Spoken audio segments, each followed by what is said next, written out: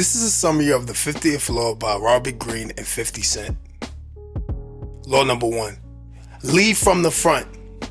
In any group, the person on top consciously or subconsciously sets the tone. If leaders are fearful, hesitant to take any risks, or overly concerned for their ego and reputation, then this invariably filters its way into the entire group and makes effective action impossible. For it is a general rule of human nature that people despise those who treat them well and look up to those who make no concessions. 4 roles you must perform. 1. The visionary. You must play this visionary role with some dramatic flair, like Edison, who was a consummate performer and promoter. He would give dazzling presentations of his ideas and stage events to get on the front page of newspapers. Like Moses describing the promised land, he could paint an alluring picture of the future that his inventions will help create. This drew in money from investors and inspired his researchers to work even harder. Your own level of excitement and self-belief will convince people that you know where you are going and should be followed. The unifier. A group needs a central force to give it unity and cohesion, but it is not enough to have it be you and the force of your personality. Instead, it should be a cause that you fearlessly embody. This cause elevates your group above others. It has a quasi-religious aura to it, a kind of cult feeling. Now, to fight or doubt you from within is to stand against this cause and seem selfish.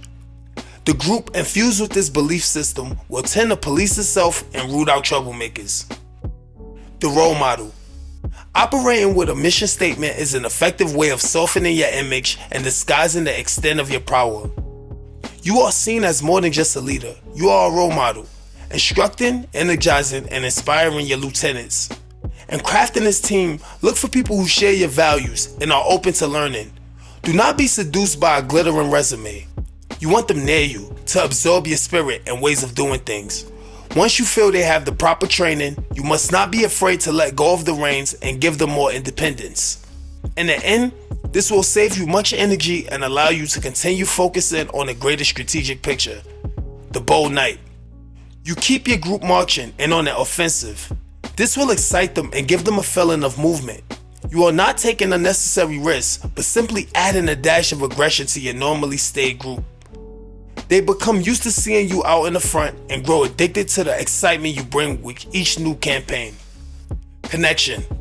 Know your environment from the inside out. Keys. Crush all distance. You must have access to people at all levels in the organization you wish to control. Open informal channels for criticism and feedback. Reconnect with your base. You have a base of power, a group of people, small or large, which identifies with you. This base is also mental. Ideas you had when you were younger, which were tied to powerful emotions and inspired you to take a particular path. Time and success tend to diffuse the sense of connection you have to this physical and mental base. Know your base and work to reconnect with it. Create the social mirror. You view your work from inside your mind, encrusted with all kinds of desires and fears. They see it as an object. They see it as it is.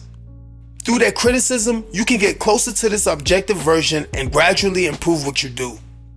Mastery. Respect the process. The fools in life want things fast and easy. Money, success, attention. Boredom is their great enemy and fear. Whatever they manage to get slips through their hands as fast as it comes in. You, on the other hand, want to outlast your rivals. You are building a foundation for something that can continue to expand. Most people can't handle boredom. That means they can't stand on one thing until they get good at it, and they wonder why they're unhappy. 50 Cent. More often than not, our jobs are something that we endure. We live for our time off and dream of the future. We are not engaged in the daily activity of the job with our full mental powers because it is not exciting as life outside work. When we look at those who stand out in history, we tend to focus on their achievements. From such an angle, it is easy for us to be dazzled and see their success as stemming from genetics and perhaps some social factors. They are gifted. We could never reach their level, or so we think. But we are choosing to ignore that telling period in their lives when each and every one of them underwent a rather tedious apprenticeship in their field.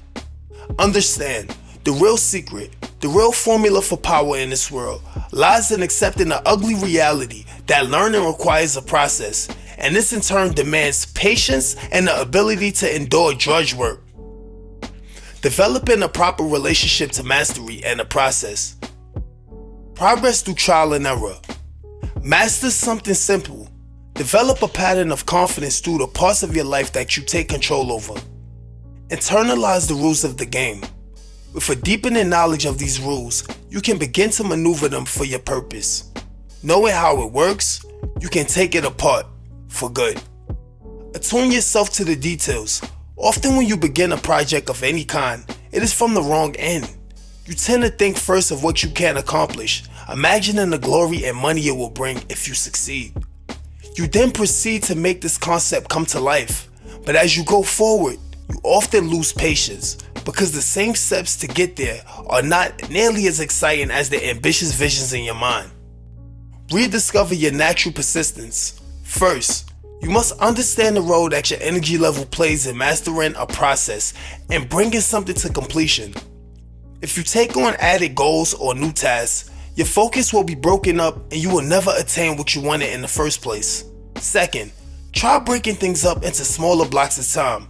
You have a large goal, but there are steps along the way, and steps within the steps. Try to look at boredom from the opposite perspective, as a call for you to slow yourself down, to stop searching for endless distractions. Self-belief. Push beyond your limits. People follow those who know where they are going, so cultivate an air of certainty and boldness. If you are dependent on their judgments for your sense of worth, then your ego will always be weak and fragile. Understand, people will constantly attack you in life. One of their main weapons will be to instill you doubts about yourself, your worth, your abilities, your potential. They will often disguise this as their objective opinion, but invariably, it has a political purpose. They want to keep you down. Strategies for pushing past yours and society's limits. 1. Defy all categories. Don't let yourself be shunned into something where people can have expectations. Constantly reinvent yourself. Consistency is an illusion anyway. Each passing day brings changes within you. You must not be afraid to express those evolutions. Subvert your patterns. What often prevent us from using the mental fluidity and freedom that we naturally possess are the physical routines in our lives. We see the same people and do the same things, and our minds follow these patterns. The solution then is to break this up. Create a sense of destiny. Having supreme confidence makes you fearless and persistent, allowing you to overcome obstacles that stop most people in their tracks. It makes others believe in you as well. And the most intense form of self-belief is to feel a sense of destiny impelling you forward. Bet on yourself. You must always be prepared to place a bet on yourself, on your future, by heading in a direction that others seem to fear. The sublime. Confront your mortality. He realized that the key in life is to always be willing to walk away. He was often surprised that in doing so, or even feeling that way, people would come back to him on his terms. Now fearing what they might lose in the process, and if they didn't return, then good riddance. To accomplish this is remarkably simple. It is a matter of looking inward and seeing death as something that you can carry within. It is a part of you that cannot be repressed. It does not mean that you brood about it, but that you have continually awareness of a reality that you come to embrace. You convert the terrified, denial type relationship to death into something active and positive. Finally released from pettiness, useless anxieties, and fearful, timid responses. This has been the 10 Laws from the 50th Law by 50 Cent and Robert Greene. If you have any questions or I missed anything, leave it in the comment section. This has been How to Use Power, and I'll see you next time.